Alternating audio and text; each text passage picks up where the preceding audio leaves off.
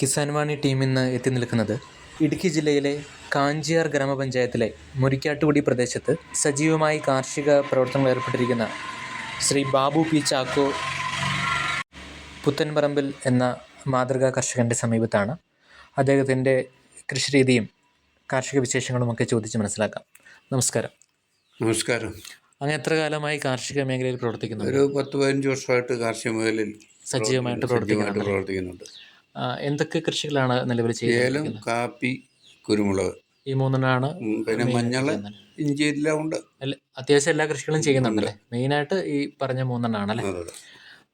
ഏലം ഏതിനം ആണ് ചെയ്തുകൊണ്ടിരിക്കുന്നത്? ഞള്ളാനി കണിപറമ്പൻ. അതെ അതെ. അത് ഏകദേശം ശരങ്ങളൊക്കെ നല്ല വളർച്ചയുണ്ട്. അതുകൊണ്ട് നമുക്ക് ഈ സംഭവം നല്ലപോലെ അത് കൈഫലം തരുന്നുണ്ട്. അപ്പോൾ വളരെ നിലനിർത്താൻ കാരണം ഈ കായ്ഫലം കിട്ടുന്നത് കൊണ്ടാണല്ലേ?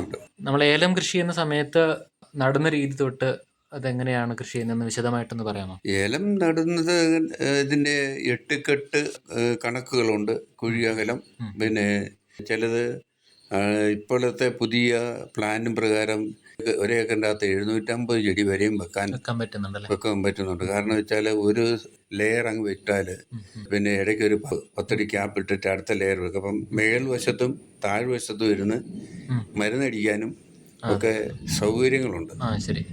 കായെടുക്കാനും സൗകര്യമുണ്ട്. ഇതൊക്കെ നോക്കിയാണ് ഇപ്പം അങ്ങനെയുള്ളൊരു കൃഷിയിലേക്ക്. അപ്പം ഏലങ്ങൾ തമ്മിൽ വളർന്ന ഒരു ലെയർ പോലെ നിൽക്കും. അങ്ങനത്തെ കൃഷികളും ഇപ്പം നിലവിൽ ആയിട്ടുണ്ടല്ലേ? ഒരേക്കറിൽ 750 എണ്ണമാണ് നമുക്ക് ഈ പറഞ്ഞ രീതിയിൽ ചെയ്യാൻ പറ്റുന്നത്, പരമാവധി എണ്ണം അല്ലേ? അതെ. അപ്പോൾ ഒരേക്കറിൽ നമുക്ക് ഒരു വർഷം എത്ര കിലോ ആണ് ഏറ്റവും നല്ല രീതിയിൽ? നല്ല രീതിയിൽ കൃഷി ചെയ്യുന്നവർക്ക് ഓർഗാനിക്കലാണെങ്കിലും അല്ലെങ്കിൽ തന്നെയും 500-800 ഇങ്ങനെ ആവറേജ് റേഞ്ചിൽ വരുന്നുണ്ടല്ലേ? നടുന്ന രീതി എങ്ങനെയാണെന്ന് വിശദമാക്കാമോ? നടുന്ന രീതിയിൽ ഇപ്പോൾ പണ്ട് കാലങ്ങളിലെ ഒരു 2-2.5 കുഴിയൊക്കെ എടുത്ത് രീതി 1.5 താഴ്ചയൊക്കെ വെച്ച് കുഴിയെടുക്കുകയാണ്. ഇപ്പം ഏലത്തിന് അങ്ങനെ ഒരു ആവശ്യമില്ല. കാരണം JCB കയറ്റി ഇളക്കാൻ പറ്റുന്നിടത്തിന് ഇളക്കി കഴിഞ്ഞാൽ ഇളക്കമായി പിന്നെ അകലം നമ്മൾ അഡ്ജസ്റ്റ് ചെയ്ത് ഓരോ തൈ അങ്ങ് നട്ടുവിടുകയാണ്. പിന്നെ അതിന് പിന്നീട് ഉള്ള പണികളാണ് പ്ലാറ്റ്ഫോം വെട്ടലും മറ്റുള്ള കാര്യങ്ങളും എല്ലാം ചെയ്യുന്നത്. അത് നടുന്ന സമയത്ത് ആദ്യമേ വേപ്പിൻ പിണ്ണാക്കിൻ്റെയോ മറ്റ് ജൈവവളക്കൂട്ടുകളോ അതിന് അടിയിലിട്ടിട്ട് ബാക്കി പിന്നെ ചെടി നട്ടതിന് ശേഷം ഒരു താങ്ങുകാല് വെച്ച് കെട്ടി അതിനെ നിർത്തുകയാണ്. അപ്പോൾ ഈ നടുന്ന സമയത്ത് അത് ഏത് മാസത്തിലാണ് സാധാരണ ഏറ്റവും അനുയോജ്യമായ സമയം ഏതാണ്? അനുയോജ്യമായ മഴക്കാലം തുടങ്ങുന്നതിന് മുമ്പാണ് അതിന് അനുയോജ്യമായ സ്ഥലം. ഈ ഒരു മെയ് മാസം അനുയോജ്യമായ സമയമാണ്. അതെ അതെ. അപ്പം നടുന്ന സമയത്ത് നമ്മൾ ചിലർ ഒരു ചിമ്പ് നടുന്നവരുണ്ട്, ഒന്നിൽ കൂടുതൽ നടുന്നവരുണ്ട്. അങ്ങനെ നോക്കുമ്പോൾ എങ്ങനെയായിരിക്കും ഏറ്റവും നല്ലത്? എങ്ങനെയായിരിക്കും? കൂട്ടത്തോടെ വെക്കുന്ന പെട്ടെന്ന് ചെടി കായ് വരാനായിട്ടാണ് കൂട്ടത്തോടത്ത് വെക്കുന്നത്. അല്ലാതെ ഒന്ന് വെച്ചാൽ അത് കയറി വരുമ്പോഴത്തേന് താമസങ്ങൾ വരും. പിന്നെ അതിനനുസരിച്ചുള്ള ചിലവുകൾ കുറേ ഉണ്ട്. ജൈവിക രീതിയിലാണെങ്കിൽ അതിന് ചെയ്യേണ്ട കാര്യങ്ങളെല്ലാം ചെയ്യണം. അത് ബയോ ആയിട്ടുള്ള വളങ്ങൾ കൊടുക്കണം, വേര് പൊട്ടാനുള്ള വളം കൊടുക്കണം. ഇപ്പം വേര് പൊട്ടാൻ ഹുമിക്ക്, പൾവിക്ക് ഇങ്ങനെയുള്ള സാധനങ്ങളൊക്കെ കൊടുത്തു കഴിഞ്ഞാൽ വേര് പൊട്ടി വരും. അത് നമ്മൾ നട്ടതിന് ശേഷം എത്ര കാലം കഴിയുമ്പോൾ? ഒരു മാസത്തിന് ശേഷം ഇത് കൊടുക്കാൻ പറ്റും. അങ്ങയുടെ കൃഷി ഇപ്പോൾ പൂർണ്ണമായും ജൈവ രീതിയിലല്ലേ ചെയ്യുന്നത്? ജൈവ രീതിയിലാണ് ചെയ്യുന്നത്. സാധാരണ എല്ലായിടത്തും രാസവളങ്ങളും കീടനാശിനികളൊക്കെ ഉപയോഗിച്ചിട്ടാണ് ചെയ്യുന്നത്. ഇങ്ങനെ ജൈവ രീതിയിൽ ചെയ്യുന്ന ആളുകളുടെ എണ്ണം വളരെ കുറവാണ്, പ്രത്യേകിച്ച് ഏലം കൃഷിയിൽ. അപ്പം അത് എങ്ങനെയാണ് ഈ ജൈവിക രീതിയിൽ ചെയ്യുമ്പോൾ? ഒരുപാട് അണുക്കൾ ഇന്ന് നമ്മുടെ സർവകലാശാലകൾ വികസിപ്പിച്ചെടുത്തിട്ടുണ്ട്. സൂഡോമോണസ്, ട്രൈക്കോഡെർമ, ബാസിലാമാസ്, പിന്നെ മെറ്റാറൈസിയം, അങ്ങനെ പല പല സാധനങ്ങൾ വികസിപ്പിച്ചെടുത്തിട്ടുണ്ട്. ജൈവിക രീതിയിലുള്ള വികസിപ്പിച്ചെടുക്കുക. അത് തന്നെയല്ല, NPK വളങ്ങളൊക്കെ നമ്മുടെ മണ്ണിലേക്ക് നമുക്ക് തന്നെ ഇത് കൊടുക്കാനേ ഉള്ളൂ. കാരണം NPK വളം എന്ന് വെച്ചാൽ നമ്മുടെ പറമ്പിലെ കാണുന്ന ഇലകളും മറ്റു കൂട്ടുകളും എല്ലാം NPK വളത്തിൻ്റെ ഒരു നമ്മൾ വനത്തിൽ പോയാൽ ഈ വളങ്ങളോ കീടനാശിനികളോ ഒന്നും അവിടെ കൊടുക്കുന്നില്ല. സമൃദ്ധിയായിട്ട് അത് വളരുന്നു. അത് പിന്നെ ഈ വർഷം കാണുന്ന മരമല്ല, അടുത്ത വർഷം ചെല്ലുമ്പോൾ അതിന് ഒരു 2-4 ഇഞ്ച് വണ്ണം വെച്ച് അത് തന്നെ ഇല പൊഴിക്കുന്നു, അതിന് വളം കൊടുക്കുന്നു, അതങ്ങനെ വളർന്നു എന്ന് പറഞ്ഞ പോലെ നമ്മുടെ സ്ഥലങ്ങളിൽ കാണുന്ന ജൈവികമായിട്ടുള്ള ഇലകൾ അതിനൊരു സാമ്പിളാണ്. അതെന്ന് വെച്ചാൽ നമ്മൾ സാധാരണ ഏലം നട്ട് കഴിഞ്ഞാൽ ഈ മണ്ണിടയിൽ നിന്നൊരു ചടങ്ങ് വെച്ചിട്ട് ഈ ചവറുകളെല്ലാം ചേർത്ത് അത് കുഴിച്ചു മൂടി അതിനെ വൃത്തിയാക്കി ഇടുന്നു. ഇത് വേനലായി കഴിയുമ്പോഴത്തേന് ഈ ചപ്പ് ഉണങ്ങുന്നു, ജലാംശം അവിടെ ഇല്ലാതാകുകയാണ്. ഇതൊക്കെ കൃഷിയെ ബാധിക്കുന്നുണ്ട്. പിന്നെ ചെടിക്ക് കൊടുക്കാനുള്ള മെത്തല്ല ബാക്ടീരിയ അതിനെയൊക്കെ കൾച്ചർ ചെയ്തെടുക്കുക, ഇതൊക്കെ ഒരു നമുക്ക് തന്നെ ചെയ്തെടുക്കാൻ പറ്റുന്നതാണ്. നമ്മൾ ഏലച്ചെടി നട്ടതിന് ശേഷം പിന്നെ നമുക്കൊരു ആദായത്തിലേക്ക് എത്തണമെങ്കിൽ എത്ര നാളെടുക്കും? 1 വർഷം കൊണ്ടൊക്കെ ആദായത്തിലേക്ക് എത്തിക്കാം. അതിൻ്റെ വളപ്രയോഗം പോലാണ് അതിൻ്റെ ആദായവും കാര്യങ്ങളുമൊക്കെ ചെയ്യുന്നത്. അതിന് വെള്ളം അടിച്ചു കൊടുക്കാനുള്ള വെള്ളം കൊടുക്കണം. അത് കൊടുത്തു കഴിയുമ്പോൾ ആ ചെടിക്ക് അതിന് പിന്നെ ബയോ ആയിട്ടുള്ള അല്ലെങ്കിൽ ഏത് വളം ചെയ്താലും അത് കലക്കി ഊറ്റുന്ന ഒരു സംവിധാനത്തിൽ എത്തിയാൽ ചെടി ആക്റ്റീവായി കയറി വരും. അപ്പോൾ ഈ pH കറക്റ്റ് ചെയ്യാൻ വേണ്ടി നമ്മൾ എന്തൊക്കെയാണ് ചെയ്യുന്നത്? അത് ഏത് സമയത്താണ് ചെയ്യേണ്ടത്? അത് മണ്ണിൽ ചുണ്ണാമ്പ് ഇട്ട് കൊടുക്കാം. അതായത് കക്ക നീറ്റിയ പൊടി ഇട്ട് കഴിഞ്ഞാൽ അതിൻ്റെ നിയന്ത്രിക്കാൻ പറ്റും. അത് സാധാരണ ഏത് സമയത്താണ് ചെയ്യുന്നത്? അത് pH നോക്കിയതിന് ശേഷം അത് ഏത് സമയം വെള്ളം കൊടുക്കാൻ സൗകര്യമുണ്ട് ഏത് സമയത്തും ഇത് ചെയ്യാവുന്നതാണ്. പിന്നെ നമുക്ക് ഈ ജലസേചനം, നമ്മളിപ്പോൾ വേനൽക്കാലം കഴിഞ്ഞ് ഇപ്പോൾ ഒരു വേനൽ മഴ നമുക്ക് ലഭിക്കുകയും ചെയ്തു. നമുക്ക് ഈ ജലസേചനം ഏത് സമയത്ത്, അതായത് വേനൽക്കാലം തുടങ്ങി കഴിയുമ്പോഴത്തേനും ജലസേചനം എന്തായാലും ചെയ്തേ പറ്റുള്ളൂ. ട്രെഞ്ചിങ്. അപ്പൊ അത് ശരിക്കും തുടങ്ങേണ്ടത് ഏതൊരു സമയത്താണ്? അതോ നല്ല വേനലായിട്ടാണോ തുടങ്ങുന്നത്? എങ്ങനെയാണ്? ഒരു ഡിസംബർ മാസം തൊട്ട് നനയ്ക്കാം. അതെ അല്ലേ? ഡിസംബർ കഴിഞ്ഞാൽ മഴ കുറഞ്ഞു. അതെ അതെ. ഡിസംബർ വരെ മഴ ഏകദേശം കാണും. അത് കഴിഞ്ഞാൽ പിന്നെ 1-2 മഴ ലഭിച്ചെങ്കിലായി, ഇല്ലെങ്കിലുണ്ട്. അത് ആ സമയത്ത് പിന്നെ വേനൽ കൂടുന്നതിനനുസരിച്ച് വെള്ളത്തിൻ്റെ അളവ് നമ്മൾ വെള്ളത്തിൻ്റെ അളവ് കൂട്ടി കൊടുക്കുക. ഹൈ റേഞ്ചിലിപ്പോൾ വേനൽക്കാലത്ത് ഭയങ്കര അധികം ചൂട് കൂടിക്കൊണ്ടിരിക്കുന്ന ഒരു കാലഘട്ടത്തിലാണ് ജീവിക്കുന്നത്. പണ്ടത്തെ കാലാവസ്ഥയൊക്കെ വെച്ച് നോക്കുമ്പോൾ കാലാവസ്ഥയിലും വലിയധികം മാറ്റങ്ങൾ വന്നിട്ടുണ്ട്. വേനൽക്കാലത്ത് നമ്മൾ ജലസേചനം ചെയ്യുന്നത് കൂടാതെ ഈ വേനലിൽ നിന്ന് ചെടീനെ സംരക്ഷിക്കാൻ വേണ്ടി മറ്റെന്തൊക്കെ മാർഗ്ഗങ്ങളാണ് സ്വീകരിക്കാൻ പറ്റുന്നത്? മറ്റൊരു മാർഗ്ഗങ്ങളല്ല, ഞാൻ പറഞ്ഞ മെത്തല്ല ബാക്ടീരിയ കൾച്ചർ ചെയ്ത് അടിച്ചു കൊടുക്കുക. ചെടിക്ക് രണ്ടാമത് ചുവട്ടിൽ തണുപ്പിനായിട്ട് മറ്റ് ചപ്പുകളെല്ലാം വിരിച്ച് പിന്നെ കനവിട്ട് കൊടുക്കുകയാണെങ്കിൽ വെള്ളം അടിക്കുമ്പോഴുള്ള അടിയിൽ ഇറങ്ങി തണുപ്പായിട്ട് ചെടിയുടെ വേരോട്ടത്തിന് സഹായിക്കുന്നു. പിന്നെ മറ്റ് ബാക്ടീരിയകളെ വിട്ടുകൊടുത്താൽ കൾച്ചറാക്കി എടുക്കാനും സാധിക്കുന്നുണ്ട്. കാരണം വെച്ചാൽ ഇത് പൊടിയാൻ, ചപ്പുകളെല്ലാം പൊടിഞ്ഞ് അത് വളമായി തീരാൻ അത് സഹായിക്കുന്നുണ്ട്. ഈ ബാക്ടീരിയകളുടെ പ്രവർത്തനം ഏലത്തിന്റെ വളർച്ചയ്ക്ക് വളരെ അവിഭാജ്യമായ ഒരു ഘടകം തന്നെയാണ്. വളം വലിച്ചെടുക്കാനും അങ്ങനെ ഒരുപാട് ആവശ്യങ്ങൾക്ക് ബാക്ടീരിയ ആവശ്യമായിട്ട് വളങ്ങളെല്ലാം വലിച്ചു വിടും. നമ്മുടെ മണ്ണിലുണ്ട് ഇത്. പക്ഷെ ഇത് വർഷങ്ങളായിട്ട് പിന്നെ രാസവള പ്രയോഗം കൊണ്ട്, കീടനാശിനിയുടെ പ്രയോഗം കൊണ്ട് ഇതെല്ലാം നശിച്ചു പോയി. പിന്നെ മണ്ണര എന്ന് പറഞ്ഞ സാധനം മണ്ണിലുണ്ടായിരുന്നത് 15 അടി താഴ്ചയിലായിപ്പോൾ പോയി കിടക്കുന്നത്. അത് മേളിലോട്ടൊന്നും വരാൻ പണ്ട് കാലങ്ങളിൽ നമ്മുടെ പറമ്പുകളിലെല്ലാം കുരുപ്പത്തീട്ടം ഉണ്ടായിരുന്നു.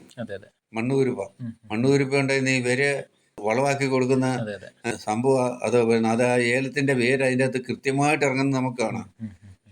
അത് വലിച്ചെടുക്കാനായിട്ട് അത് കണ്ടിട്ടുള്ളവർ അത് ശ്രദ്ധിക്കും. കാരണം അതിൻ്റെ ഇളം വേര് ആ മണ്ണിനകത്ത് കയറി അത് വളമാണ്. അപ്പോൾ നമ്മൾ വളപ്രയോഗം നടത്തുന്നതിനോടൊപ്പം തന്നെ ഈ മണ്ണിലേക്ക് ആവശ്യം അല്ലെങ്കിൽ ചെടിക്ക് ആവശ്യമുള്ള ബാക്ടീരിയ ഏതാണെന്ന് തിരിച്ചറിയുകയും അത് കൃത്യസമയത്ത് നമുക്ക് അപ്ലൈ ചെയ്യാനും പറ്റുക എന്നുള്ളത് വളരെ ഇമ്പോർട്ടൻ്റ് ആയുള്ള കാര്യം തന്നെയാണ്. 30 ദിവസം കുടിക്കുമ്പോൾ മെത്തല്ല ബാക്ടീരിയ ആണെങ്കിൽ ചെടിക്ക് അടിച്ചു കൊടുക്കണം. അല്ലെങ്കിൽ വീണ്ടും അല്ലെ വെള്ളത്തിന് സോഴ്സ് ഉണ്ടെങ്കിൽ ഇത് ഇച്ചിരി നീട്ടുന്നതിന് കുഴപ്പമില്ല. പിന്നെ നെറ്റ് വലിക്കുന്ന ഒരു സംവിധാനം ഷെയ്ഡ് കിട്ടാൻ വേണ്ടിയിട്ട്. ഷെയ്ഡ് കിട്ടാൻ വേണ്ടി നമുക്ക് മരങ്ങൾ ഉപയോഗിക്കുമ്പോൾ ഏതൊക്കെ മരങ്ങളാണ് സാധാരണ ഏലത്തിന് അനുയോജ്യമായിട്ട് എന്ത് മരങ്ങളാണ് ഉപയോഗിക്കാൻ പറ്റുന്നത്? മരങ്ങൾ ഇപ്പം കണ്ടുവരുന്നത് പ്ലാവ് മിക്ക സ്ഥലങ്ങളിലും ഉണ്ട്. വേമ്പിന്റെ വേറെ ഇനമുണ്ട്, ഈ കറയൊന്നും വലിക്കാത്ത. അതൊക്കെ ആണെങ്കിലും കുഴപ്പമില്ല. ഏറ്റവും അനുയോജ്യമായത് അങ്ങനെയുള്ള സാധനങ്ങളൊക്കെയാണ് അനുയോജ്യം. പിന്നെ ഇപ്പൊ പലയിടങ്ങളിലും ഷെയ്ഡ് ഇല്ലാത്ത രീതിയിൽ ഏലകൃഷി ചെയ്യുന്നത് ശ്രദ്ധയിൽപ്പെടുന്നുണ്ട്. അപ്പൊ അങ്ങനെയുള്ളിടത്ത് മരങ്ങളൊന്നും ഇല്ലാണ്ട് തന്നെ തുറസായ സ്ഥലങ്ങൾ ചെയ്യുന്നു.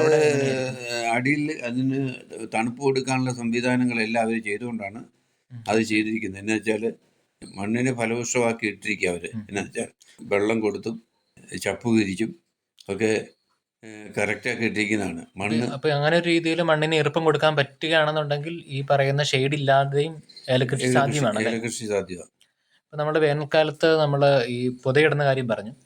പുതയിടുന്ന സ്ഥലത്ത് ഈ ഈർപ്പം കൂടുതലുള്ളത് കൊണ്ട് ഈ ചെടിയുടെ വേരുകൾ ഇങ്ങനെ മണ്ണിന്റെ മുകളിലേക്ക് ഉയർന്നു വരുന്നതായിട്ട് കാണുന്നുണ്ട്. ചപ്പുകൾ കാലാകാലങ്ങളായി കഴിയുമ്പോൾ അതിനനുസരിച്ച് പിന്നെ ചപ്പുകൾ വന്നുകൊണ്ടിരിക്കും. അതെ അതെ. അപ്പം ശരിക്ക് വേരോട്ടം കൃത്യമായിട്ടും അതിനകത്തുണ്ട്. പക്ഷെ ഇത് എത്ര അടി പോയാലും വേര് കാണും. അത് വേരുണ്ടാവും. ഈ അതായത് മണ്ണിന് മുകളിലൂടെ വരുന്ന വേരിനെ സംരക്ഷിക്കാൻ വേണ്ടി നമുക്ക് എന്താണ് ചെയ്യാൻ പറ്റുന്നത്? മണ്ണിന് മുകളിലോട്ട് വരുന്ന വേരിനെ ഈ പുതയിട്ട് തന്നെ സംരക്ഷിക്കാൻ പറ്റും. ചെയ്യണം അല്ലെ?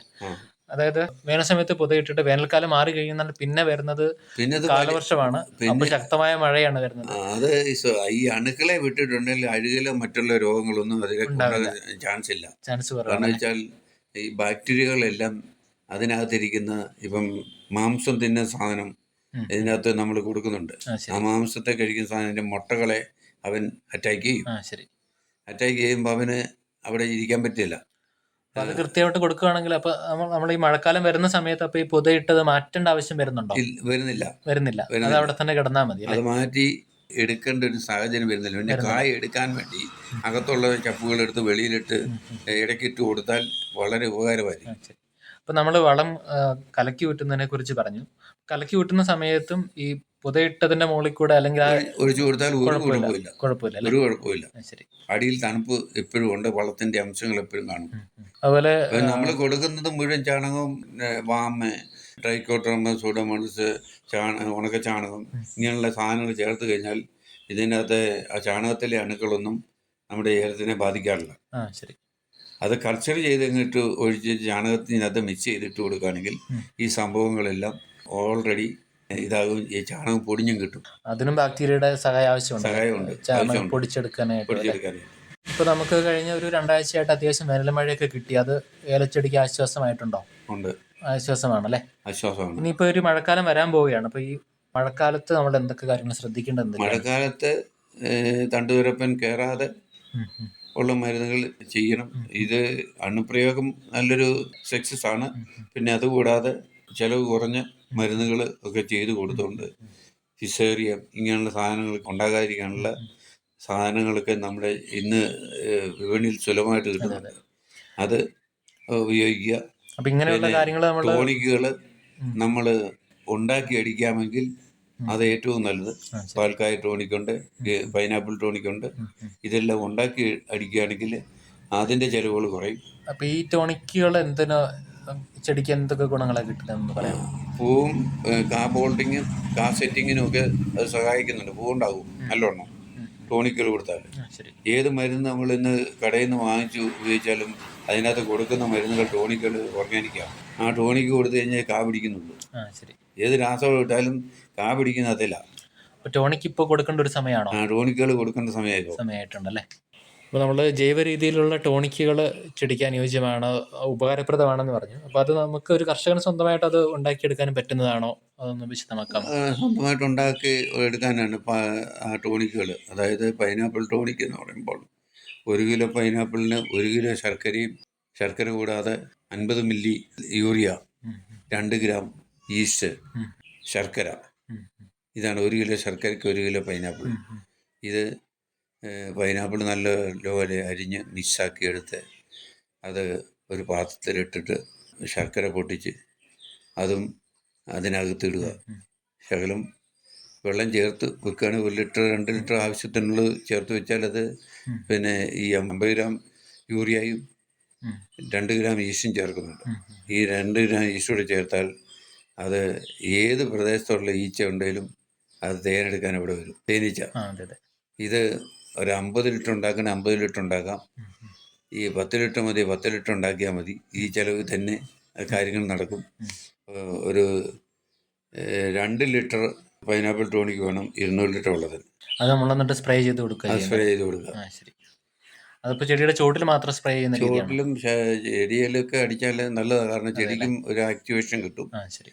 അതുപോലെ തന്നെ പാൽക്കായ ടോണിക്ക് തന്നെയാണ്.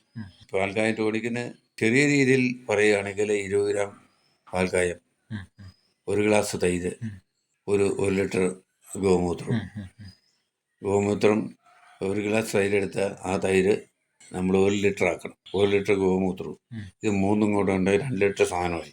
2 ലിറ്റർ സാധനത്തിന് 1/2 ലിറ്റർ എടുത്ത് നമ്മൾ 200 ലിറ്റർ വെള്ളത്തിൽ ചേർക്കാവുള്ളൂ. അപ്പം ഇത് കൂട്ടി യോജിപ്പിച്ചാൽ മാത്രം മതി, അത് പിന്നെ കുറച്ച് ദിവസം കൂട്ടി പ്രോസസ്സ് യോജിപ്പിച്ച് ചെയ്യാൻ 10 ദിവസം വെക്കുക. 10 ദിവസം വെക്കണം അല്ലേ? 10 ദിവസം വെക്കണം. 10 ദിവസം വെച്ച് കഴിയുമ്പം അത് ടോണിക്കാവും. അതിൽ നിന്ന് ഒരു 1/2 ലിറ്റർ എടുത്ത് 200 ലിറ്റർ വെള്ളത്തിലേക്ക് ചേർത്താൽ അത് ഇതുപോലെ തന്നെ സ്പ്രേ ചെയ്ത് അടിക്കാം. മരുന്നിൻ്റെ കൂടുതലാണെങ്കിലും സ്പ്രേ അടിക്കാം. മീനിൻ്റെ, അതായത് 1 കിലോ മത്തിക്ക് 1 കിലോ ശർക്കര 10-20 ദിവസം കഴിയുമ്പോൾ അത് അരിച്ചെടുത്ത് അതും ടോണിക്കായിട്ട് 1 മില്ലി മതി 1 ലിറ്റർ വെള്ളത്തിന്. അത്ര മതി അല്ലേ? കുറച്ചളവ് മതി. കുറച്ചളവ് മതി.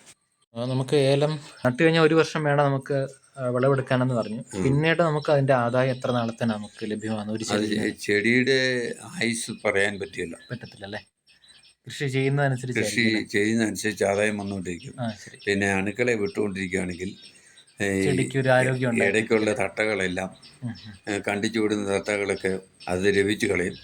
അപ്പോൾ അവിടെ പുതിയതായിട്ട് വരും. അങ്ങനെ വരുമ്പോൾ അതിൻ്റെ കിഴങ്ങുകളെല്ലാം നശിക്കാനിടയാവും. നശിച്ചു കഴിയുമ്പോൾ അവിടെ തന്നെ നമുക്ക് പുതിയ ചിമ്പുകൾ ഉണ്ടായി വന്നുകൊണ്ട് പുതിയ ചിമ്പുകൾ ഇങ്ങനെ എല്ലാ വർഷവും കൃത്യമായിട്ട് ഉണ്ടായി വരുന്നതുകൊണ്ട് നമുക്ക് ഒരു റീപ്ലാന്റിങ് ഇല്ലാണ്ട് തന്നെ കൃത്യമായിട്ട് നോക്കിയാൽ കൃത്യമായിട്ട് നോക്കുന്നവർക്ക് ഇതിങ്ങനെ ചെയ്യാൻ സാധിക്കുന്നുണ്ട്. എന്തൊക്കെ രോഗങ്ങളാണ് സാധാരണ ഏലത്തോട്ടത്തിൽ കണ്ടുവരുന്നത്? ഫിസേറിയം, നീമാവര, ഒച്ചിന്റെ ശല്യം, ആ വേരിനെ ബാധിക്കുന്ന ഒരുപാട് ഉണ്ടല്ലേ, സിസ്റ്റങ്ങളുണ്ട്.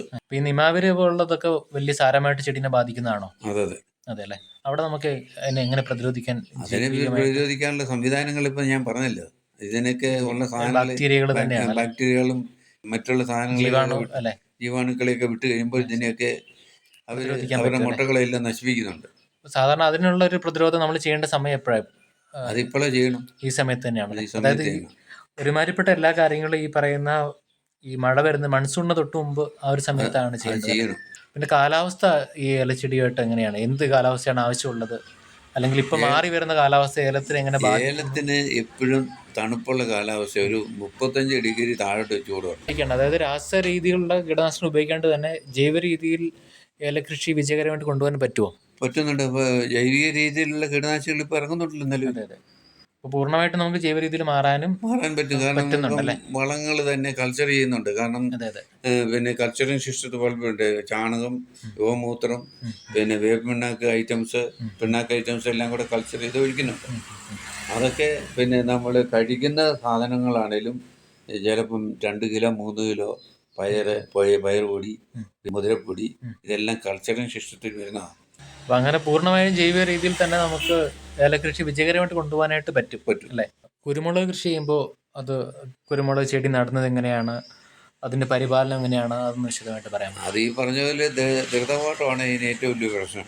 അത് കുരുമുളക് നടുമ്പോൾ ആദ്യമേ അത് കയറി വരുമ്പോൾ നമ്മളതിൻ്റെ ചുവട്ടിൽ വേണ്ടുന്നതായ പുതയിട്ട് കൊടുക്കുക, അതിനെ മറച്ചു കെട്ടുക, അതിന് പന്തിട്ട് കഴിഞ്ഞാൽ അത് കെട്ടിക്കൊടുക്കുക.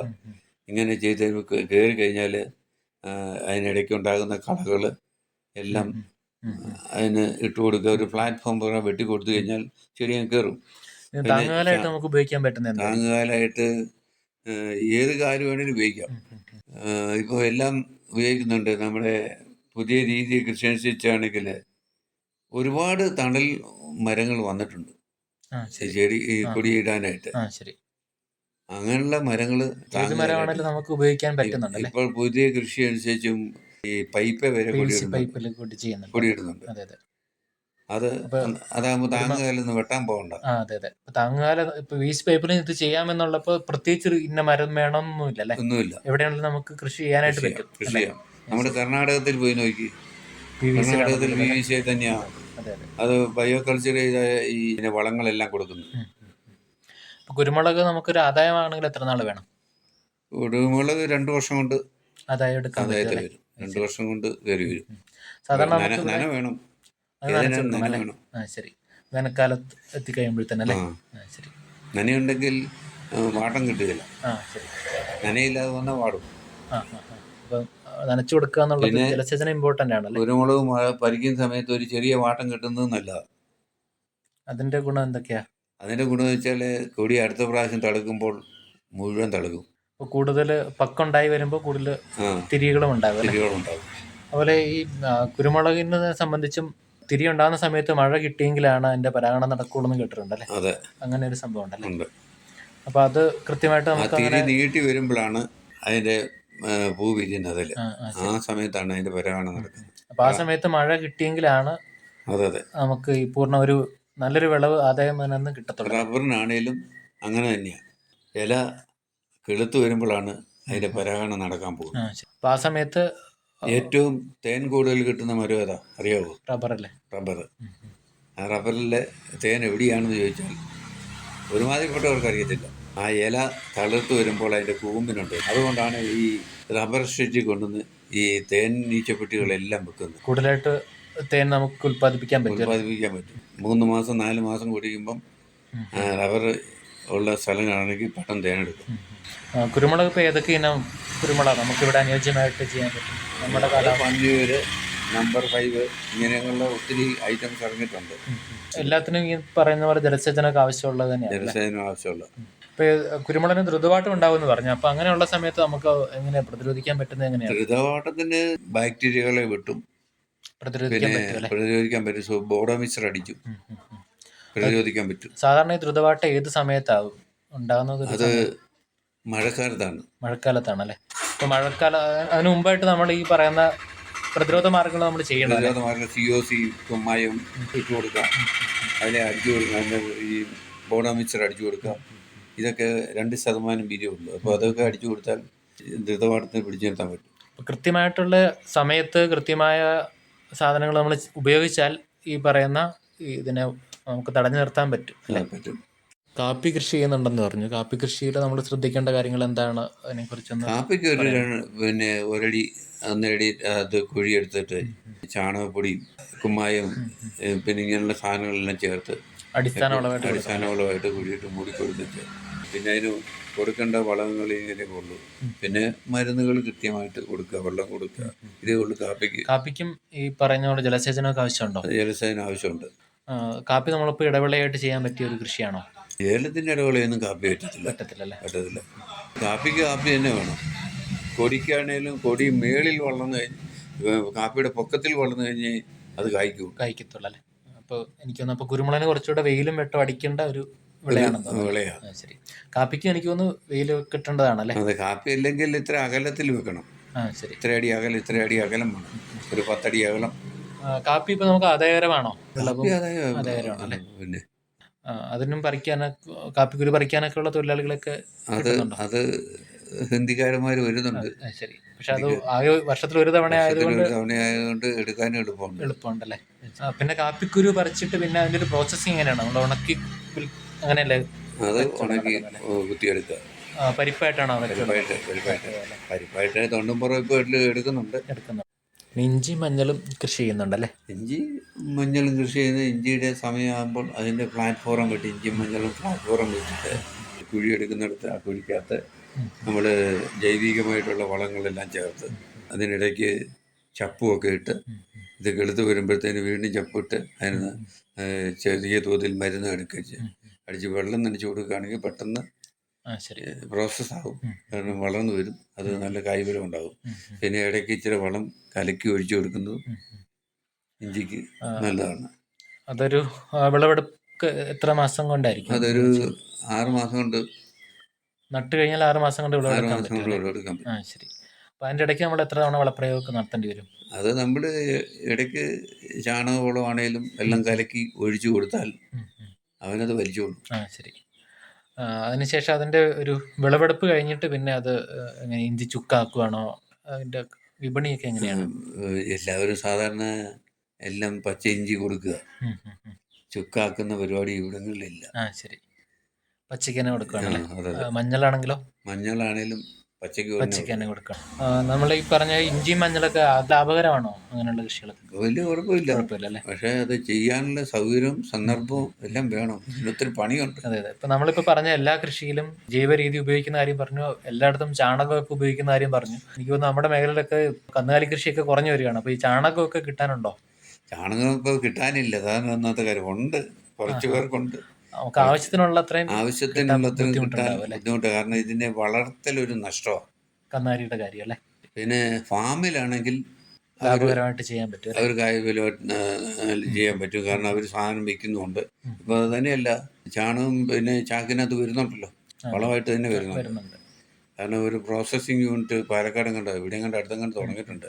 അതിൻ്റെ സ്ലറി മാറ്റിക്കൊണ്ട് ഇത് മാറ്റിക്കൊണ്ട് ചാണകം ഉണക്കി അന്നേരം തന്നെ പച്ച ചാണകം ഉണക്കി പാക്ക് ചെയ്ത് വരുന്നുണ്ട്. അപ്പോൾ ആ രീതിയിലാണെങ്കിൽ നമുക്ക് ആവശ്യത്തിനുള്ള ചാണകം കിട്ടാനുണ്ട്.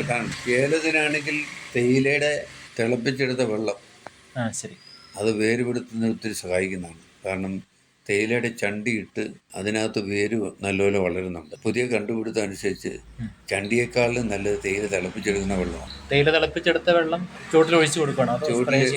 അത് 2 ലിറ്റർ കുറച്ച് തേയില തിളപ്പിച്ചെടുത്തിട്ട് ഒരു വീപ്പയ്ക്കകത്തിട്ട് നമ്മൾ വെച്ചിട്ട് അതിൽ നിന്ന് 2-3 ലിറ്റർ എടുത്ത് അടുത്ത വീപ്പയ്ക്കകത്ത് വെച്ച് ഒഴിച്ചു കൊടുക്കുക. അപ്പോൾ ഇത് തിളപ്പിച്ച് കഴിഞ്ഞാൽ അപ്പം തന്നെ ഉപയോഗിക്കാൻ പറ്റുമോ? അതോ ഉപയോഗിക്കാൻ പറ്റും. തണുത്ത് കഴിഞ്ഞാൽ ഉപയോഗിക്കാമല്ലോ. മറ്റേ 200 ലിറ്റർ വെള്ളത്തിലേക്കല്ലേ നമ്മൾ കൂടുതൽ നേരം അത് പിന്നെ വെക്കേണ്ട ആവശ്യമില്ല. തണുത്ത് കഴിഞ്ഞാൽ അപ്പം തന്നെ ഉപയോഗിക്കാൻ പറ്റുന്ന രീതിയാണ് അല്ലേ? അത് ഈ പറഞ്ഞ ഒരു റിസൾട്ടുള്ള ഇതാണ്. അത് ഏത് സമയത്ത് വേണം നമുക്ക് ചെയ്യാൻ പറ്റുന്നതാണോ? അതോ അതിന് അതെ അല്ലേ? അപ്പോൾ വേരുപിടുത്തത്തിന് ഇങ്ങനെയുള്ള ജൈവ രീതിയിലുള്ള മാർഗങ്ങളും ചെയ്യാൻ പറ്റുന്നുണ്ടല്ലേ? ഇത്രയും ഒരു ദീർഘനാളത്തെ കാർഷിക സമ്പത്തിൽ നിന്ന് അല്ലെങ്കിൽ കാർഷിക അനുഭവത്തിൽ നിന്ന് കൃഷിയിലൂടെ നമുക്ക് സന്തോഷകരമായ ഒരു ജീവിതം മുന്നോട്ട് കൊണ്ടുപോകാൻ സാധിക്കുന്നുണ്ടോ? സാധിക്കുന്നുണ്ടല്ലേ? നമ്മുടെ സാധാരണ ജൈവികമാണല്ലോ എന്നൊരു സന്തോഷം നമുക്ക്. അതെ, സന്തോഷകരമായ ജീവിതം കാർഷിക മേഖലയിൽ നിന്ന് കിട്ടുന്നുണ്ടല്ലേ? ഇത്രയും നേരവും ഏറ്റവും വിലയേറിയ കാർഷിക അനുഭവങ്ങൾ കിസാൻ വാണിയുടെ ശ്രോതാക്കൾക്ക് വേണ്ടി പങ്കുവച്ചതിന് നന്ദി അറിയിക്കും.